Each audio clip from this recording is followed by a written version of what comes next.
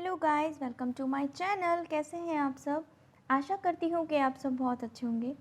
So first of all I will introduce to myself Neha Kashyap.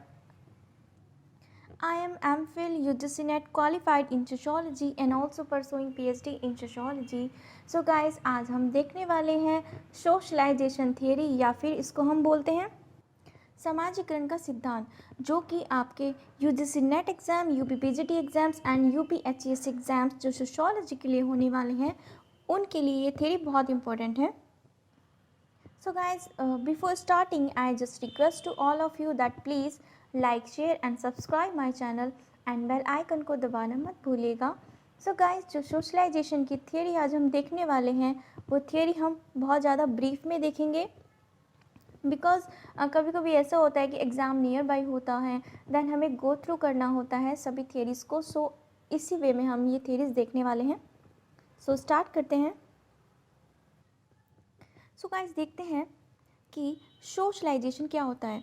Society transmit its culture from generation to next generation and maintains itself same as enculturation. So guys, socialization क्या होता है कि कुछ ऐसे culture या फिर कुछ ऐसी थॉट्स, आपकी आइडियोलॉजी जो कि आप अपनी नेक्स्ट जनरेशन को ट्रांसफ़र करते हैं, वो आप थ्रू द सोशलाइजेशन सिखाते हैं। एग्ज़ाम्पल मैं आपको बताऊं कि एक छोटा बच्चा है जो कि एक हिंदू परिवार में जन्म लेता है, तो वो हिंदू जो फैमिली है उसके सारे के सारे कल्चर, उसके कस्टम, उसके क्या रूल्स एंड रेगुलेशंस है, वो सब चीज़ों को बचपन से ही सीख लेता है। एंड वो सब चीज़ें ही उसका सोशलाइजेशन है through the family. And next आप देखते हैं कि एक अदर सिख फैमिली है, सो वो अपने रूल्स एंड रेगुलेशंस, अपने कस्टम्स के अकॉर्डिंग एक बच्चे को सोशलाइज करते हैं। अदर आप एग्जांपल्स ले सकते हैं। सो हम देखेंगे कि सोशलाइजेशन एक ऐसा प्रोसेस है जो कि लाइफ टाइम चलता ही रहता है। हम अपने जीवन में बहुत सारी चीज़ों को सीखते जाते हैं। स्टार्टिंग से ही बच्चा होता है, देन उसको बहुत सारी चीज़ें सिखा दी जाती हैं कि ये आपके नॉर्म्स हैं, ये आपके वैल्यूज़ हैं, एंड आपको हमारे यहाँ पे ये ट्रेडिशन फॉलो होता है, देन हम इस ट्रेडिशन के अकॉर्डिंग ये ड्रेस पहनते हैं, हमारे यहाँ पे ये खाना बनता है उस दिन। तो ये सब चीज़ें अकॉर्डिंग टू फैमिलीज़ या फिर जिस टाइप से आपकी फैमिली में लोग पहले से ही पीढ़ी दर पीढ़ी उस चीज़ को फॉलो करते आ रहे हैं, सो आगे की जनरेशन भी उस चीज़ को फॉलो करती है, बिकॉज़ वो फैमिली उस बच्चे को या फिर आगे आने वाली जनरेशन को वो सब चीज़ें सिखा देती हैं। सो गाइस, जो सोशलाइजेशन होता है उसको हम एनकल्चरेशन या फिर इंटरनलाइजेशन भी कहते हैं। एनकल्चरेशन का क्या मीनिंग होता है?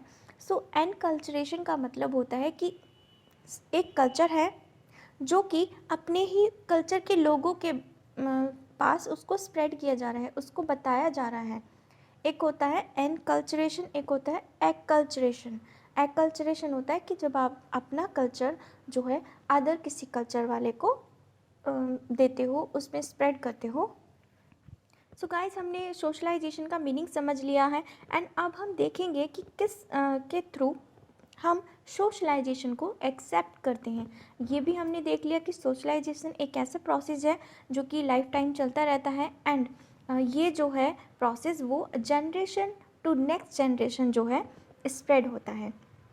और दैट्स वाई ये रीज़न है कि बहुत सारे ऐसे कल्चर हैं जो सदियों से चलते आ रहे हैं, so because of the socialisation. So देखते हैं गाइस यहाँ पे कि कुछ एजेंट्स ऑफ सोशलाइजेशन हैं जिससे हमें पता चलता है कि हम इन सब के थ्रू सोशलाइज हो सकते हैं या होते हैं। सो आपका फैमिली आ जाता है, एजुकेशन आता है, पीयर ग्रुप्स आते हैं, religion, state, government, economy, media या फिर लॉ। सो गाइस, देखते हैं कि जिस टाइप की आप फैमिली में रहते हैं उसी के अकॉर्डिंगली आप चीज़ों को सीखते हैं। एंड थ्रू द एजुकेशन के थ्रू आप स्कूल में जाते हैं, देन बहुत सारी चीज़ों को आप सीखते हैं।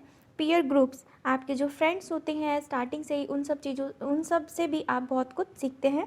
देन रिलीजन, जो भी पर्टिकुलर इंडिविजुअल पर्सन किसी रिलीजन से बिलोंग करता है, जैसे कि आपका हिंदू हो गया, मुस्लिम हो गया, सिख, ईसाई, ये सब जितने भी रिलीजन्स हैं वो सबके अलग अलग रूल्स एंड वर्शिप करने का सबका अलग अलग टाइप्स होते हैं। सो गाइज उन्हीं के अकॉर्डिंग हम अपने आप को सोशलाइज करते हैं। एंड आपके स्टेट के अकॉर्डिंगली आप देखते हैं, and then economy and media के थ्रू हम बहुत सारी चीज़ें सीखते हैं, एंड लॉ के through. So this is a forever process, birth to death. So ये एक ऐसा प्रोसेस होता है गाइस जो कि फॉरएवर चलने वाला प्रोसेस है, जो कभी भी ख़त्म नहीं होता। जब से हमारा जन्म होता है, जब से हम उसको सीखने स्टार्ट कर देते हैं, बहुत सारी चीज़ों को हम आगे बढ़ते जाते हैं। देन स्कूल में जाते हैं, स्कूल में बहुत सारी चीज़ें सीखते हैं। उसके बाद एडल्ट होते हैं, अपने पीयर ग्रुप्स के साथ हम बहुत सारी चीज़ों को सीखते हैं। सो जो ये प्रोसेस है, ये प्रोसेस कभी एंड नहीं होता है, बिकॉज़ इसमें हम इतना सारा कुछ है लाइफ में सीखने के लिए, हमारी सोसाइटी में इतना कुछ है सीखने के लिए। तो क्या होता है कि एक पर्सन जो है वो बहुत कुछ सीख लेता है सोशलाइजेशन के थ्रू। नेक्स्ट देखते हैं। सो गाइज यहाँ पे कुछ टाइप्स ऑफ सोशलाइजेशन है कि कुछ ऐसे टाइप्स हैं जिनके थ्रू हम अपने आप को सोशलाइज करते हैं। जैसे कि आपका प्राइमरी हो जाएगा, primary socialisation, secondary, adult, anticipatory and resocialisation. तो आपका जो प्राइमरी सोशलाइजेशन यानी कि जो आपका प्राथमिकता से ही आपका सोशलाइजेशन कहाँ होता है, एक बच्चे का जन्म एक फैमिली में होता है, देन वहाँ से वो चीज़ों को सीखना स्टार्ट करता है। सो आपका प्राइमरी सोशलाइजेशन का जो सोर्स है वो आपका फैमिली हो जाता है। ये पीजीटी के एग्ज़ाम में भी पूछा गया है, सो आप इसको अच्छे से समझ लीजिएगा। सेकेंडरी आपका जो सोशलाइजेशन का रिसोर्सेज है वो आपके होते हैं पीयर ग्रुप्स या फिर स्कूल्स। अब बच्चा जैसे जैसे बड़ा होता है वो बहुत सारी चीज़ों को अपने फैमिली में सीखता है, देन वो स्कूल जाता है, स्कूल आपका सेकेंडरी हो जाएगा। एंड आपके पीयर ग्रुप्स, आपके जो फ्रेंड्स होते हैं वो सब आपके सेकेंडरी में आते हैं। नेक्स्ट आपका एडल्ट, एडल्ट में हो जाता है, देन एजुकेटेड हो जाता है। अब उसको जॉब मिलती है, देन वो जॉब करता है। तो वहाँ पे क्या होता है कि बहुत सारे कलीग होते हैं, उनके साथ उन लोगों से भी बहुत कुछ सीखता है। एंड एंटिसिपेटरी एंड रीसोशलाइजेशन को हम डिटेल में पढ़ने वाले हैं, बहुत अच्छे से समझेंगे। सो देखते हैं गाइज। सो गाइज जो आपका एंटिसिपेटरी सोशलाइजेशन है एंड रीसोशलाइजेशन है, ये दोनों ही कॉन्सेप्ट बहुत ज़्यादा एक कन्फ्यूज़न वाले कॉन्सेप्ट्स हैं, जिसमें हम समझ नहीं पाते कि कैसे एग्जांपल्स के थ्रू आपको क्वेश्चन दे दिया जाता है एंड आपको बहुत अच्छे से अंडरस्टैंड करके क्वेश्चन का आंसर देना होता है। सो हम इसको बहुत अच्छे से समझने वाले हैं। सो एंटिसिपेटरी सोशलाइजेशन की बात करते हैं सबसे पहले। सो एंटिसिपेटरी सोशलाइजेशन जो है वो आपका मर्टन एंड किट ने दिया है। सो इसके कुछ की वर्ड्स हैं जैसे कि एक्सपेक्टेशंस, प्रैक्टिस करना एंड प्रिपेयर, या फिर रिहर्स करना। सो गाइस कीवर्ड्स क्या है, एक्सपेक्टेशंस, प्रैक्टिस, प्रिपेयर करना या फिर रिहर्स करना। सो एग्जांपल मैं देती हूँ, लाइक अ मैरिज। मैरिज में क्या होता है कि जब किसी की मैरिज नहीं होती है, लड़की की मैरिज नहीं हुई, देन वो मैरिज से पहले जब रिश्ता हो जाता है, देन वो मैरिज से पहले क्या करती है, अपने आप को प्रिपेयर करती है।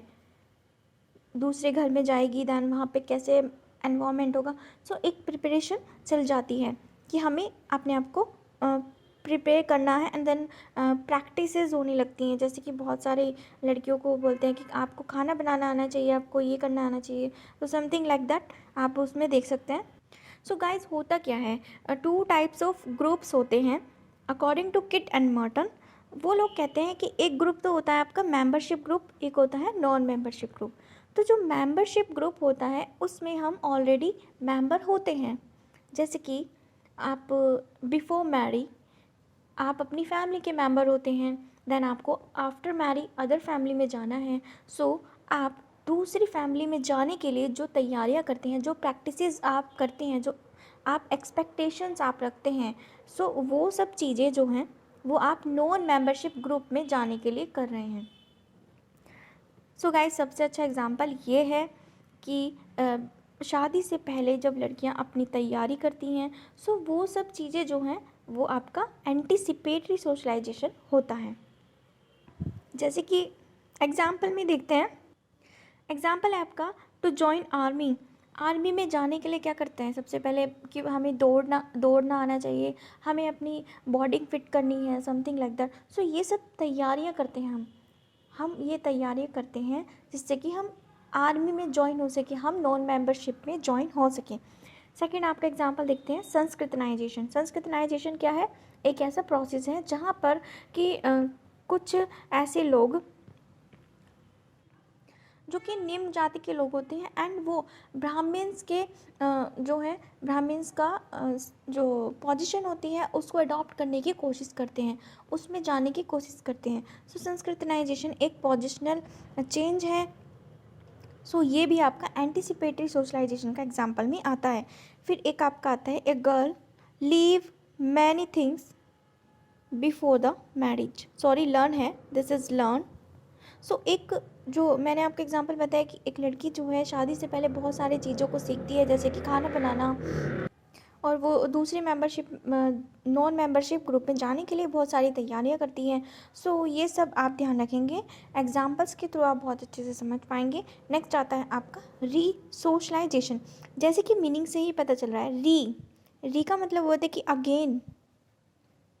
सो गाइज, री सोशलाइजेशन की दोबारा से उनका सोशलाइजेशन हो रहा है, ऑलरेडी पहले हो चुका था बट अब उनका अगेन जो है री सोशलाइजेशन हो रहा है। सो ये कॉन्सेप्ट आपका दिया है इरविन कॉफमैन ने। सो इसमें क्या हो रहा है कि हम चीज़ों को दोबारा से सीख रहे हैं।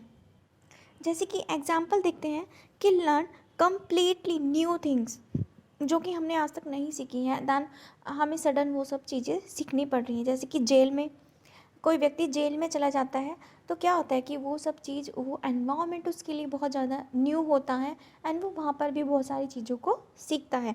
So that will be the री सोशलाइजेशन।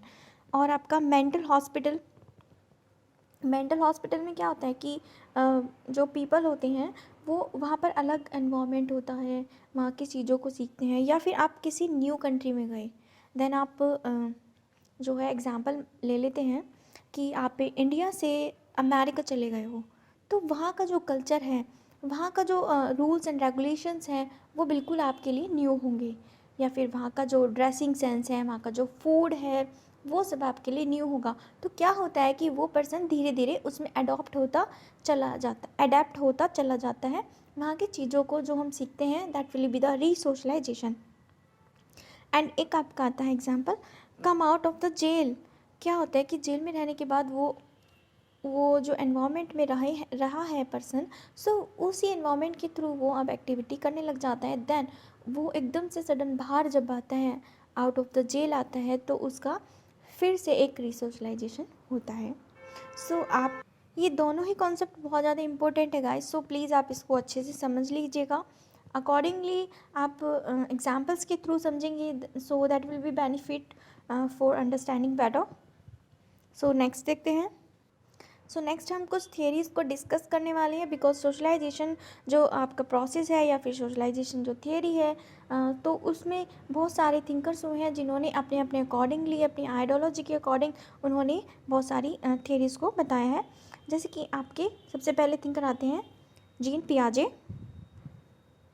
सो पियाजे जो हैं हमारे, उन्होंने कॉग्निटिव डेवलपमेंट थियरी या फिर मोरल डेवलपमेंट ऑफ चाइल्ड ये थियरी दी है। सो याद रखेंगे कि जीन पियाजे जो हैं हमारे, उनकी जो थियरी का नाम है वो है कॉग्निटिव डेवलपमेंट थियरी या फिर मोरल डेवलपमेंट ऑफ चाइल्ड। अब ये थियरी जितनी भी आएंगी, सो गाइज ये थियरीज़ के अकॉर्डिंगली क्वेश्चंस पुट अप होते हैं। जितने भी सोशोलॉजी में एग्ज़ाम्स आते हैं, सो उन सब में आपका सोशलाइजेशन ज़रूर होता है एंड वहाँ से थियरीज़ में से बहुत सारे क्वेश्चंस पूछ लिए जाते हैं।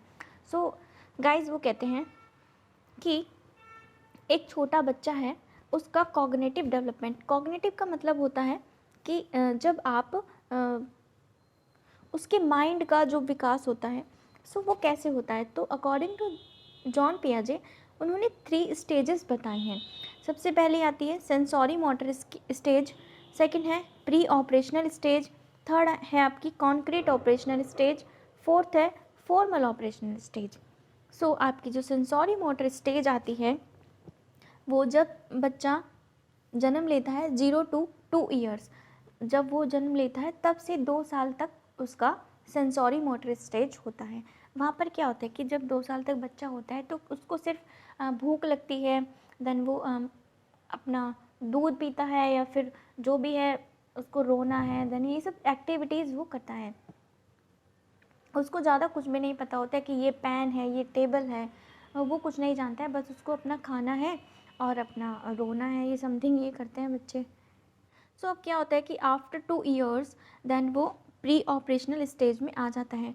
2 to 7 ईयर्स, 2 से 7 साल की जो एज होती है वो आपकी प्री ऑपरेशनल स्टेज कहलाती है अकॉर्डिंग टू जीन पियाजे।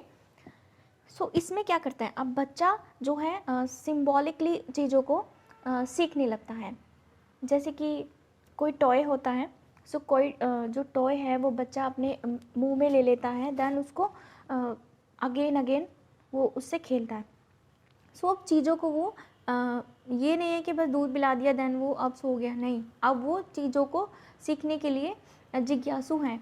उसको अच्छा लग रहा है कि अरे ये तो ऐसे होता है, then I will do this again. Okay, so अब इस वाली स्टेज में ये कंडीशन आती है आपका।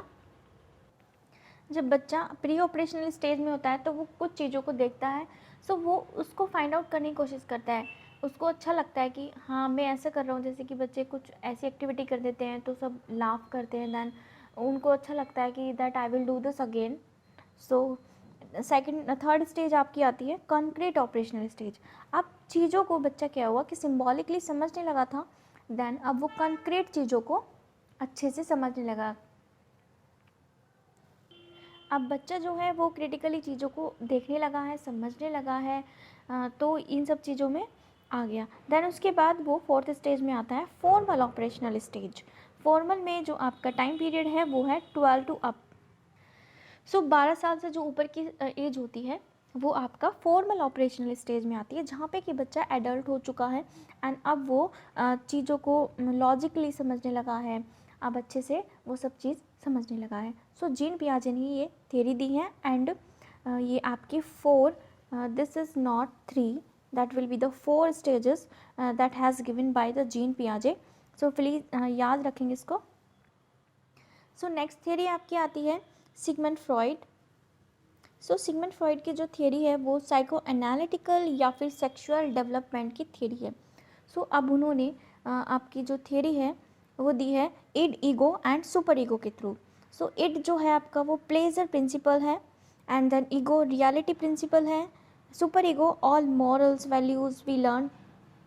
सो गाइस ध्यान रखेंगे कि इड में एग्जाम्पल के थ्रू हम समझते हैं कि इड में एक इन्फेंट बच्चा यानी कि एक नवजात जो शिशु होता है उसको रखेंगे। क्या वो कुछ आपसे डिमांड करता है? नहीं करता है, एक तरीके से प्लेजर वाला प्रिंसिपल है। देन ईगो आता है, सॉरी ईगो से पहले सुपर ईगो देखते हैं। सुपर ईगो में कौन पीपल उन्होंने बताए हैं कि वो पीपल होते हैं जैसे कि ओल्ड पीपल हो गए कि नहीं हमें सब पता है, देन ऐसे ही हमने बाल सफ़ेद नहीं किए, ऐसे ही हमें मत समझाओ, तो हम तुमसे बड़े हैं। जो ओल्ड पीपल होते हैं ना वो क्या कहते हैं कि हम तुमसे बड़े हैं, देन हमें तुमसे ज़्यादा नॉलेज है, एक्सपीरियंस है। सो ये पीपल जो आएंगे आपके वो आएंगे सुपर ईगो में, एंड देन ईगो में जो आएंगे वो रियलिटी वाले आएंगे जो एक्चुअली में आप प्रेजेंट में हैं। सो ध्यान रखिए कि सिगमंड फ्रॉइड का जो है साइको एनालिटिकल या फिर सेक्सुअल डेवलपमेंट की बात करते हैं, एंड उनके लिए ईगो जो है, ego is more important for the fruit, because जो एक्चुअलिटी होती है वो आपका एक्चुअलिटी जो है आपकी वो आपकी ईगो में आती है। So this theory criticise by Sigmund de Beauvoir and Foucault. So please याद रखेंगे कि ये जो थियरी है सिगमंड फ्रॉइड की वो Sigmund de Beauvoir and Foucault ने इसको क्रिटिसाइज़ किया था। अब वो कह रहे हैं कि साइको सेक्सुअल स्टेज, कुछ ऐसी स्टेज आती हैं जो कि साइकोलॉजिकल सेक्सुअल स्टेज हैं। देन उन्होंने ये 5 टाइप्स ऑफ स्टेजेस बताई हैं। फर्स्ट आपका आती है, फर्स्ट स्टेज में आपका जो है ओरल स्टेज है। ओरल जो आपका बताइए बर्थ टू 1 ईयर है, जहाँ पे कि बच्चे क्या कर रहा है, माउथ से सकिंग कर रहा है, मतलब अपना फूड जो है वो गैदर कर रहा है, समथिंग ये वाली एज होती है। सेकंड आती है आपकी एनल स्टेज जो कि 1 ईयर टू 3 ईयर्स होती है, जब बच्चा आर्म्स में रहता है वहीं पे कंफर्टेबल फील करता है। फिर आपका थर्ड स्टेज आती है फैलिक स्टेज, इसमें कि 3 to 4 जो है 3 to 6 ईयर्स की एज होती है, जिसमें कि वो सेक्सुअली ऑर्गन्स को समझने लगता है that I am different from the boy, I am different from the girl, so like that. And then आपका आता है लेटेंट स्टेज, इसमें 6 टू प्यूबरी, है ना, 6 टू प्यूबरी जो है वो आपका आता है। देन 5th आपकी स्टेज आती है जेनिटल स्टेज, जिसमें क्या होता है कि प्यूबरी टू डेथ, है ना। ये टीन एज वाली होती है कि आपकी जो प्यूबरी यानी कि एडल्ट जो होता है, एडल्ट से आपकी डेथ तक की सारी आपकी जेनिटल में आती है। सो इन्होंने 2 कॉन्सेप्ट्स अलग से दिए हैं गाइस। सो ये वाले कॉन्सेप्ट जो है हमारे, एक तो है इलेक्ट्रा कॉम्प्लेक्स और एक आपका बता है Oedipus complex. So Electra and Oedipus complex आपका क्या कहता है? सो इलेक्ट्रा जो है आपका वो क्या कहते हैं, सिगमंड फ्रॉइड ने बोला है कि जो गर्ल्स होती हैं attract to father, that will be the subconsciously. आपने गाइस देखा भी होगा कि जो गर्ल्स होती हैं वो अपने फादर को ज़्यादा लव करती हैं या फादर उनको ज़्यादा बात मानते हैं। सो ये एक तरीके का जो ये रिलेशन है वो इलेक्ट्रा कॉम्प्लेक्स के नाम से सिगमंड फ्रॉइड ने बताया है। एंड आपका ऑडिपस में क्या होता है? ऑडिपस में वो कहते हैं कि boys attach to mother. Boys क्या होते हैं कि जो आपका सन है वो अपनी मदर से बहुत ज़्यादा अटैच्ड होता है, मम्मी भी लड़कों का बहुत ज़्यादा ध्यान रखती हैं। सो समथिंग ये जो रिलेशंस हैं वो उन्होंने 2 टाइप से बताए हैं। इलेक्ट्रा कॉम्प्लेक्स जो है वो daughter and father, and Oedipus complex आपका mother and son. So please इसको याद रखेंगे। सो नेक्स्ट आपके थिंकर आते हैं C.H. कूले। सो कूले जो हैं आपके वो सिंबॉलिक इंट्रैक्शनिस्ट थे, जो कि आपका माइक्रो पर्सपेक्टिव से बिलोंग करते हैं। एंड उनकी बुक है human nature and the social order. उनकी बुक का नाम है human nature and the social order, 1902 में लिखी थी। एंड उनकी कॉन्सेप्ट जो है looking glass self. So guys जो ये लुकिंग ग्लास सेल्फ वाला कॉन्सेप्ट है ये आपका क्या कहता है? ये कहता है कि जो पीपल होते हैं, पीपल जो सोसाइटी में होते हैं वो हमारे बारे में क्या सोचेंगे, अगर हम ऐसा करेंगे देन वो हमारे बारे में क्या सोचेंगे, या फिर हम दूसरे पर्सनस को सोसाइटी में इम्प्रेस करने के लिए उनके अकॉर्डिंगली जब चलते हैं, so that will be the looking glass self. जैसे लोग हमको देखना चाहते हैं हम उनको ऐसे दिखा रहे हैं या फिर हम ऐसे बन जाते हैं। सो ये कॉन्सेप्ट आपका लुकिंग ग्लास सेल्फ के नाम से जाना जाता है। That has been given by the C.H. Cooley. And जो ये कूले हैं इन्होंने वैनिटी फेयर जो एक पीपल हैं उनसे ये कॉन्सेप्ट लिया था। सो इन्होंने कहा है कि सोशल ऑर्गेनाइजेशन में हम 2 टाइप्स ऑफ ग्रुप्स को देखते हैं। फर्स्ट आपका आता है प्राइमरी ग्रुप, सेकेंड है secondary group. So primary group जो होता है वो इनफॉर्मल ग्रुप होता है, जिसमें हम फैमिली को रखते हैं, अपने क्लोजेस्ट पर्सन्स को रखते हैं, जहाँ पर हम फेस टू फेस इंट्रैक्शन कर रहे होते हैं, प्रॉक्सिमिटी होती है। सो ये सब चीज़ें जो हैं आपका प्राइमरी ग्रुप में आता है। सेकेंडरी ग्रुप क्या होता है? वहाँ पर फॉर्मल होता है, जैसे कि हम अपने बॉस के साथ या फिर कुछ ऐसा ग्रुप हो गया आपका जहाँ पर आप फॉर्मल हैं, लाइक आप वहाँ पर क्लोजली किसी से रिलेट नहीं करते, इंट्रैक्शन नहीं है। So that will be the secondary group. Next आपके आते हैं G.H. मीड। सो मीड जो है इमिटेटिव एंड प्रिपरेटरी स्टेज की बात करते हैं। प्रिपरेटरी का मतलब है कि किसी की कॉपी करना। सो मीड जो है हमारे वो भी सिंबॉलिक इंट्रैक्शनिस्ट ही हैं। सो क्या कहते हैं ये लोग? ये कहते हैं कि एक होती है आपकी प्ले स्टेज, एक होती है गेम स्टेज। अब जो सोशलाइजेशन हो रहा है बच्चे का वो कैसे हो रहा है? प्ले स्टेज के थ्रू हो रहा है, एंड एक होता है आपका गेम स्टेज के थ्रू। सो आपका जो प्ले स्टेज है उसमें क्या करता है एक बच्चा जो है वो रोल प्ले करके देखता है कि मम्मी ने तो ऐसे किया है देन हम भी करेंगे। लड़कियाँ क्या करती हैं छोटी छोटी कि हम भी छोटी सी रोटी बनाएंगे देन हम भी बनाते हैं खाना। सो वो सब चीज़ों को सीखते हैं एंड वो उसको प्ले करते हैं। सो ये आपका प्ले स्टेज आती है। सेकंड आपकी है गेम स्टेज। गेम स्टेज में क्या होता है कि हमें पता होता है कि हाँ सोसाइटी में डॉक्टर भी है, टीचर्स भी होते हैं। सो अब हम मतलब एग्जाम्पल कि एक बच्चा जो है अपनी चॉइस के अकॉर्डिंग क्या करता है उस गेम को खेलता है। जैसे कि डॉक्टर खेलते हैं बच्चे, डॉक्टर वाले जो टॉयज़ आते हैं वो भी आते हैं। दैन टीचर खेलते हैं। सो ये सब चीज़ें जो हैं आपकी बच्चे करते हैं एंड उनके थ्रू वो सोशलाइज होते हैं। फिर आपका जो रोल प्ले स्टेज है वो सिग्निफिकेंट अदर्स में आती है एंड गेम स्टेज आपका जनरलाइज्ड अदर्स में आती है। नेक्स्ट आपका इन्होंने दिया है आई एंड मी की बात भी कही है। सो आई को इन्होंने बोला है कि रियल सेल्फ, एक्चुअली में हम क्या हैं वो हमें पता है, एंड मी में हम जो है वो सोशल सेल्फ होता है जहाँ पे हम एज ए सोसाइटी में अपने आप को रिप्रेजेंट करते हैं। एग्जाम्पल कि कोई बुरा व्यक्ति है दैन वो क्या करता है कि वो सोसाइटी में जाएगा तो वो अपने आप को अच्छा दिखाएगा, ऑब्वियसली सी बात है वो अच्छा दिखाएगा बिकॉज वो पीपल को इंटरेक्ट करेगा। सो वो अपने आप को अच्छा दिखाता है बट एग्जैक्टली में जो वो है वो वहाँ पे रिप्रेजेंट नहीं कर रहा है। So that will be the me. I में क्या होता है, आई में हम एक्चुअली में जो होते हैं, रियलिटी में जो होते हैं, so that will be the I. Me में हम अपने आप को रियलिटी में प्रेजेंट नहीं करते हैं। सो GH मीड ने जो है आई को ज़्यादा इम्पोर्टेंस दिया है, ये हम याद रखेंगे। सो नेक्स्ट देखते हैं गाइस। नेक्स्ट थियरी आपकी आती है इमाइल डर्कहाइम। इमाइल डर्कहाइम जो है वो कहते हैं कि सोशलाइजेशन जो होता है वो मॉरल डेवलपमेंट या फिर मॉरल एजुकेशन के थ्रू होता है। जो हम मॉरल एजुकेशन है या मॉरल डेवलपमेंट जो होता है एक बच्चे का वो जनरेशन टू जनरेशन जो है ट्रांसमिट होता रहता है एंड वो आगे तक चलता ही जाता है। सो नेक्स्ट आपका पढ़ेंगे हम पार्सन्स। सो पार्सन्स ने क्या कहा है कि हम दो चीज़ों को देखते हैं कि एक तो होता है रोल एक्सपेक्टेशंस एंड एक आपका होता है रोल इंसेंटिव्स। सो एग्जांपल लेंगे हम कि जैसे कोई व्यक्ति है वो IAS बनना चाहता है। सो उसकी एक्सपेक्टेशंस हैं कि मैं IAS बनूं, वो एक्सपेक्ट कर रहा है खुद से कि मुझे IAS बनना है। सो क्या करेगा, वो हार्ड वर्क करेगा।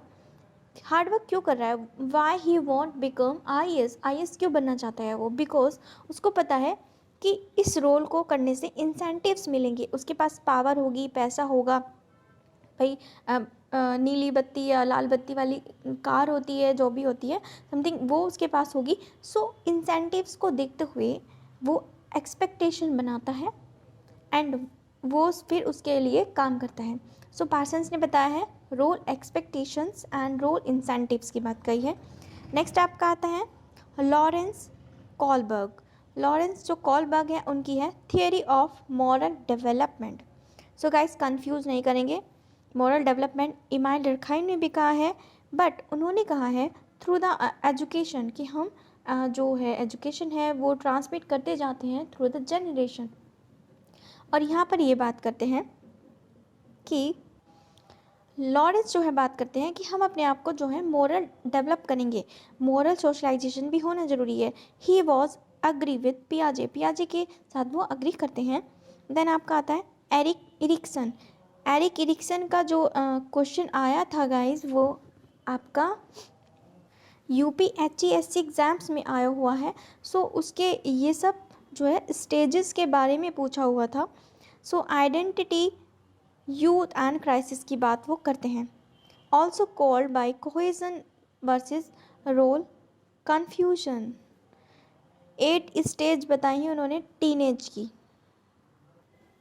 नेक्स्ट आप कहते हैं बैसिल बर्नस्टीन, जिन्होंने कि लैंग्वेज कोड की बात कही है। वो कहते हैं कि लैंग्वेज जो होती है ना हमारी, वो 2 टाइप्स ऑफ लैंग्वेज हम सोसाइटी में रखते हैं। कौन कौन सी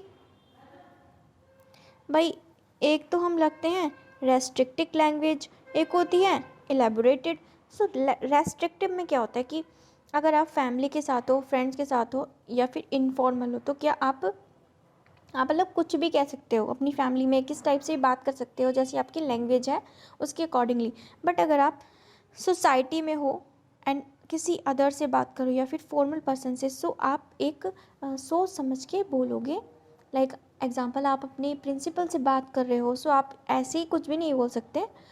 सो आपको सोच समझ के बोलना पड़ेगा। या फिर एग्जांपल ले लो कि एक टीचर है, वो क्लास में आती है तो अपने स्टूडेंट्स के सामने उसको बहुत अच्छे से वर्ड्स को रखना होगा। सो जो अच्छे से वर्ड्स रख रही है, सो वहाँ पर आप देख सकते हैं कि वो फॉर्मल है। इनफॉर्मल नहीं है, बट वही टीचर जब अपने फ्रेंड्स के साथ जाती है सो अपने फ्रेंड्स के साथ उसका जो लैंग्वेज टोन होती है वो अलग होती है। सो गाइज़, हमने देख लिए ये सारे कॉन्सेप्ट्स आज। मैंने ये बहुत ही ज़्यादा ब्रीफ में पढ़ाया है आपको बिकॉज थोड़ा सा अंडरस्टैंडिंग के लिए। So guys, thank you so much for watching my video, and if you like my video तो प्लीज़ आप लाइक शेयर एंड सब्सक्राइब जरूर कर दीजिएगा। सो गाइज़, अगर आप चाहते हैं कि मैं ऐसे ही वीडियोज़ को आगे बनाती रहूँ सो प्लीज़ कमेंट मी, मैं आपके लिए किस टॉपिक पर वीडियो बनाऊँ। सो गाइज़, देखते हैं। See dreams, believe in yourself and achieve your goals. So guys, आपको सपने देखना बहुत ज़रूरी है, तभी आप अपने आप पर बिलीव कर पाएंगे एंड देन आप मेहनत करेंगे और आप एक दिन कुछ ना कुछ बन जाएंगे। So guys, believe in yourself and you can achieve your goals. So thank you so much everyone.